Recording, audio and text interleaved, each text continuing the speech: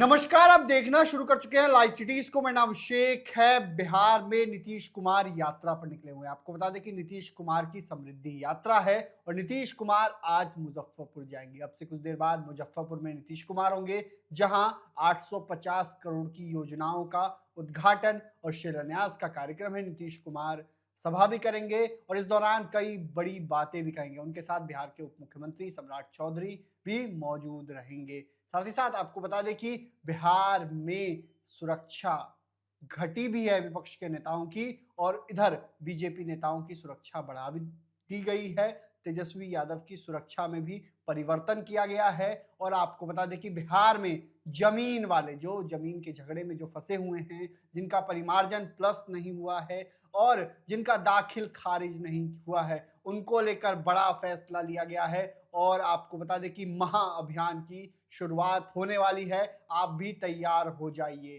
साथ ही साथ नीट छात्रा मामला, पटना में जहानाबाद की रहने वाली नीट छात्रा की मौत मामले को लेकर जहां एक तरफ बवेला मचा हुआ है, एक तरफ हंगामा मचा हुआ है, सवाल उठ रहे हैं कि कब तक इस पूरे मामले में खुलासा किया जाएगा। रिपोर्ट का इंतजार है। एम्स की सेकंड ओपिनियन क्या रिपोर्ट आती है, क्या बातें होती हैं। वहीं पप्पू यादव भी भड़के हैं। तो एसआईटी ने लगातार जांच की है। एसआईटी दवा दुकानदारों से भी जांच कर रिपोर्ट ले रही है। आगे क्या कुछ होगा, ये देखने वाली बात होगी। वहीं आपको बता दें कि पटना में नए साल पर बड़े इंकाउंटर हुए। इस जनवरी महीने में 4 बड़े इंकाउंटर हुए हैं और इसमें कुख्यात अपराधी मैनेजर राय, कुख्यात अपराधी परमानंद यादव, साथ ही साथ कुख्यात अपराधी नीतीश यादव और प्रहलाद कुमार को पुलिस ने गोली मारी है। तो सबसे पहले हम शुरुआत करेंगे नीतीश कुमार की यात्रा। नहीं, देखिए, नीतीश कुमार इन दिनों लगातार यात्रा पर हैं। समृद्धि यात्रा चल रही है। समृद्धि का मतलब भी आप लोग समझ रहे हैं। नीतीश कुमार की डबल इंजन की सरकार है, केंद्र और बिहार सरकार। तो वो बिहार में जो सौगात की बौछार है, उस सौगात की बौछार को समझने के लिए और जो कार्यान्वयन है, एक्सक्यूशन है, वह देखने के लिए और लगातार रिव्यू कर रहे हैं। तमाम जो है सो बिहार के वरिष्ठ अधिकारी उनके साथ यात्रा के दौरान में रह रहे हैं। तो जो भी कमी है उसको वह पूरा करते हुए दिखाई पड़ रहे हैं और लगातार डायरेक्शन, निर्देश और सबको दे रहे हैं, और काम ग्राउंड जीरो पर कैसा हो रहा है यह भी देख रहे हैं और समझ रहे हैं। तो ऐसे में निश्चित रूप से आज मुजफ्फरपुर में नीतीश कुमार की यात्रा है, समृद्धि यात्रा, और उसमें 850 करोड़ रुपए की कई योजनाओं की बौछार होगी, कई योजनाओं का शिलान्यास, उद्घाटन होगा, और वह तमाम उसको टाइम फ्रेम के तहत बांध करके वो करवाने का निर्देश देंगे। तो इस स्थिति परिस्थिति में बिहार में कई जिलों में जहां जहां समृद्धि यात्रा नीतीश कुमार की जा रही है, वहां पर कई सारे काम किए जा रहे हैं। तो नीतीश कुमार की यात्रा चल रही है। वहीं तेजस्वी यादव की सुरक्षा में परिवर्तन किया गया है। पहले उन्हें जेड की सुरक्षा, श्रेणी की सुरक्षा दी गई थी, अब वाई प्लस कर दी गई है। नहीं, देखिए, इसको हटा दी गई है, बढ़ा दी गई है। सुरक्षा व्यवस्था में समय समय पर रिव्यू होता है, समीक्षा होती है। गृह विभाग जो है सो कि जो राज्य सुरक्षा समिति है वह लगातार रिव्यू करती है। उसी रिव्यू में यह देखा गया, पाया गया कि तेजस्वी यादव की सुरक्षा उस कदर अब पहले वाली नहीं रहने की ज़रूरत है, जेड की नहीं रहने की ज़रूरत है। जेड इस लिहाज से क्योंकि आप देख रहे थे कि ठीक चुनाव से पहले, जब चुनाव से पहले उनके पास क्या था? उनके पास वाई प्लस सिक्योरिटी थी, तेजस्वी यादव जो नेता प्रतिपक्ष हैं, क्योंकि चुनाव के ठीक समय फिर उनको जेड श्रेणी दिया गया। तो यह इसलिए हाथ से दिया गया कि आम आवाम के बीच में जा रहे हैं, कब किधर उनकी मीटिंग होगी, किधर उनका जनता से बीच जाएंगे, तो वह सुरक्षा घेरा मजबूत करने के लिए तो सुरक्षा घेरा में बदलाव किया गया है। इतनी बात समझ। और सबसे बड़ी बात है कि जब आप आम आवाम के बीच में रहिएगा, तभी आपके सुरक्षा घेरा को भी घेराबंदी मजबूत की जाती है। और ऐसे में तेजस्वी यादव, पूरा बिहार गवाह है, पूरा देश गवाह है कि 40 दिन तक वह बिहार में नहीं रहे थे। तो इस स्थिति परिस्थिति में वह सुरक्षा घेरा कि क्या औचित्य है, निश्चित रूप से राज्य सुरक्षा समिति ने जो गृह विभाग के तहत है वह रिव्यू किया, समीक्षा किया, उसके बाद से ही उनको वाई प्लस सिक्योरिटी जो पहले सुरक्षा में थी चुनाव से पहले, वैसी सुरक्षा में फिर से उनको ले आया है। अब देखिए कई सारे सवाल अब जैसे है कि अब कहा जा रहा है कि जो रूलिंग पार्टी है उनके जो है सो नेताओं की सुरक्षा व्यवस्था बढ़ा दी गई, तो ऐसी बात नहीं है। देखिए रूलिंग पार्टी में नितिन नवीन भारतीय जनता पार्टी के राष्ट्रीय अध्यक्ष बने हैं और बंगाल जैसे प्रदेश में चुनाव है, असम में चुनाव है, तो निश्चित रूप से उनका सुरक्षा घेरा स्ट्रेंथन किया जाएगा, तो उनको जेड की सिक्योरिटी मिली है। इसी तरीके से मंगल पांडे जो उनको भी सुरक्षा घेरा में सिवान जैसे क्षेत्र से जीत के आए हैं। सिवान क्या माहौल है सिवान में आपको नहीं, पता ही है। सिवान सिवान देखिए और बिहार सरकार में मंत्री भी हैं। नहीं, मंत्री सारे मंत्रियों को सिक्योरिटी नहीं दी जाती है। देखिए, वह सवाल है कि वह बंगाल के के प्रभारी। भारतीय जनता पार्टी के चुनाव मामलों के प्रभारी भी हैं। तो ऐसे में बंगाल में उनका घूमना होगा, उनका मूवमेंट होगा, आम आवाम के बीच में जाएँगे। तो जो सुरक्षा घेरा यहाँ पर है, वही आपको येलो बुक प्रैक्टिस यही कहता है कि वहाँ पर भी वही सुरक्षा घेरा वहाँ पर राज्य सरकार और केंद्र सरकार की ओर से मुहैया कराई जाए। तो इस लिहाज से मंगल पांडे का जो मूवमेंट है, जो चुनाव में वहाँ घूमेंगे वेस्ट बंगाल में, तो वो इसी लिहाज से वहाँ पर भी उनकी सुरक्षा घेरा।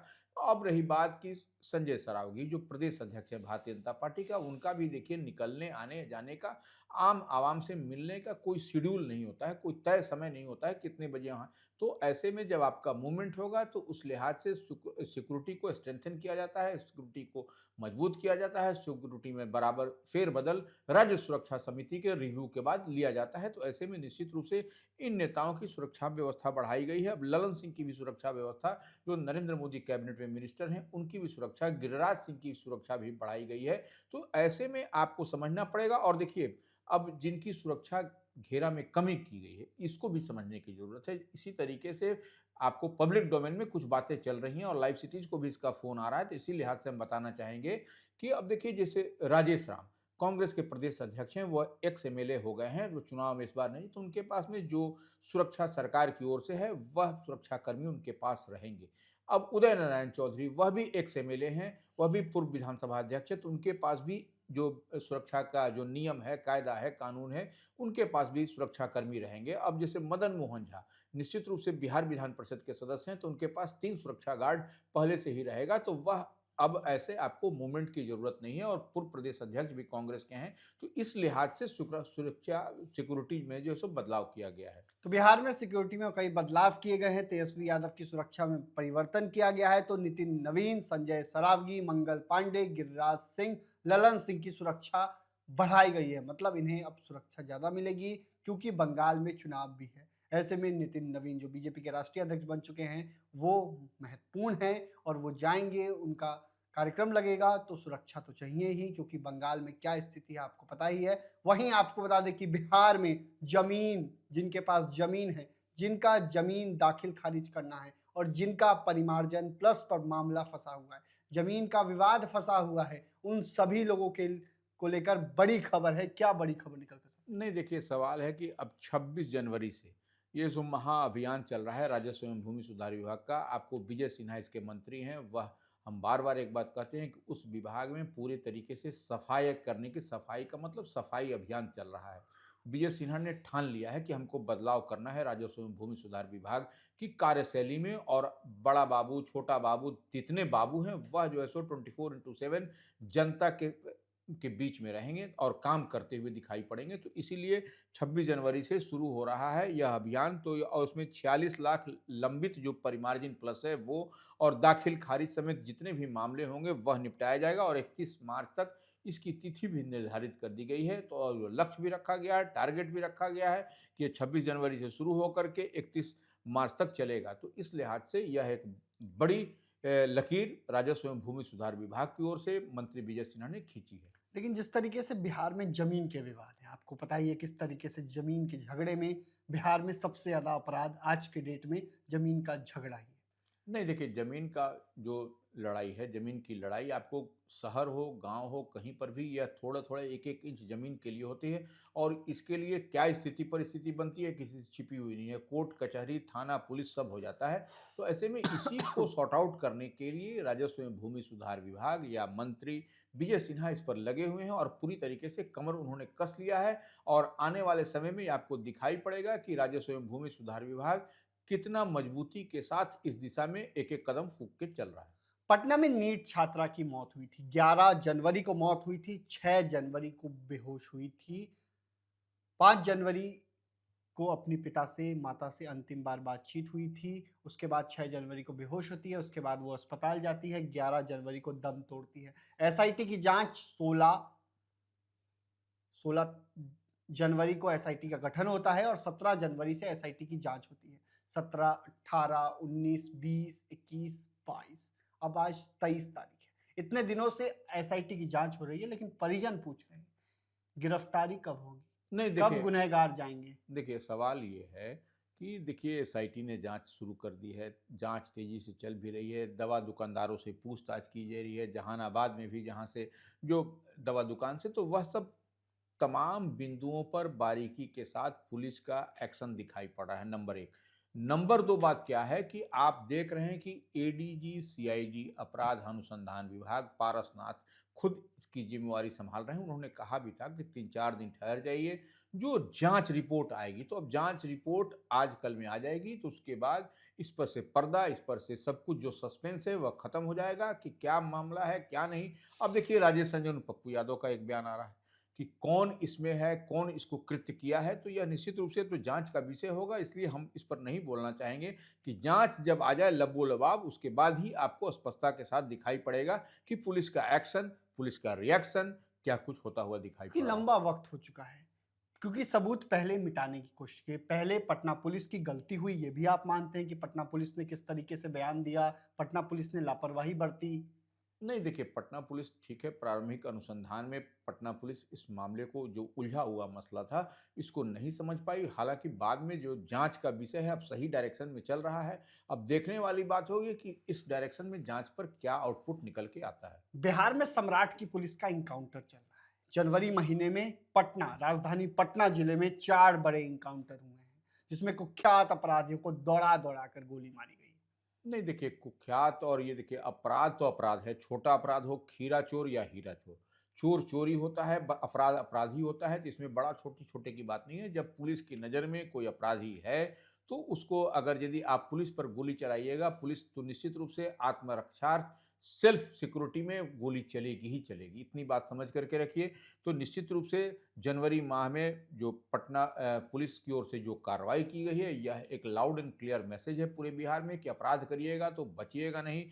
15 जनवरी, 11 जनवरी, 2 जनवरी को इन सब घटनाओं का अंजाम दिया गया है और पुलिस ने ठोका भी है, लंगड़ा ऑपरेशन किया है। तो निश्चित रूप से देखिए, लंगड़ा ऑपरेशन बहुत ही माकूल है और ये समाज में, सोसाइटी में एक मैसेज भी है कि आप अपराध करिएगा तो बचिएगा नहीं। तो आप अपराध करेंगे, बचेंगे नहीं। ऐसे में बिहार में अगर इनकाउंटर किया, क्योंकि 4 बड़े इनकाउंटर हुए, किस किस अपराधी का इनकाउंटर हुआ है, कहाँ कहाँ हुआ है? अब देखिए, जैसे कि आपको परमानंद यादव को पुलिस के साथ इनकाउंटर हुआ। लतेहार का रहने वाला है, झारखंड का कुख्यात अपराधी है। 15 जनवरी को मनेर में हुआ आपको नीतीश यादव। नीतीश यादव का। इसी तरीके से 11 जनवरी को बाढ़ में हुआ प्रहलाद का। इसी तरीके से आपको 2 जनवरी को खगौल में आपको हुआ, वहाँ पर मनीषर राय का, मैनेजर राय का। तो यह आपको देखिए, कोई भी हो, जो अपराधी है तो अपराध की दृष्टि से देखिए उसको, तभी समाज में सफाई अभियान होगा। तो बिहार में इनकाउंटर चल रहा है और बिहार में अपराधियों की खैर नहीं है। किन किन अपराधियों का इनकाउंटर हुआ है, नाम से आप समझ ही चुके होंगे। तो सम्राट चौधरी की पुलिस छोड़ेगी नहीं, अपराधियों का सफाया होगा, क्योंकि सम्राट चौधरी ने साफ साफ ऐलान किया है। वहीं नीतीश कुमार आज बड़ी सौगात देंगे, मुजफ्फरपुर में कई बड़ी योजनाओं का शिलान्यास करेंगे, तो उद्घाटन भी करेंगे। वहीं आपको बता दें कि नीट छात्रा मामले में देखना होगा, क्या आज रिपोर्ट आएगी, क्या आज खुलासा होगा, क्या कल खुलासा होगा, क्या एसआईटी ने किसी को धरा, क्या एसआईटी ने कोई बड़ा सुराग लगा। तो देखने वाली बात होगी आगे क्या कुछ होता है। फिलहाल बने रहिए लाइव सिटीज के साथ, हमारे यूट्यूब चैनल को सब्सक्राइब करिए, फेसबुक को लाइक कीजिए। धन्यवाद।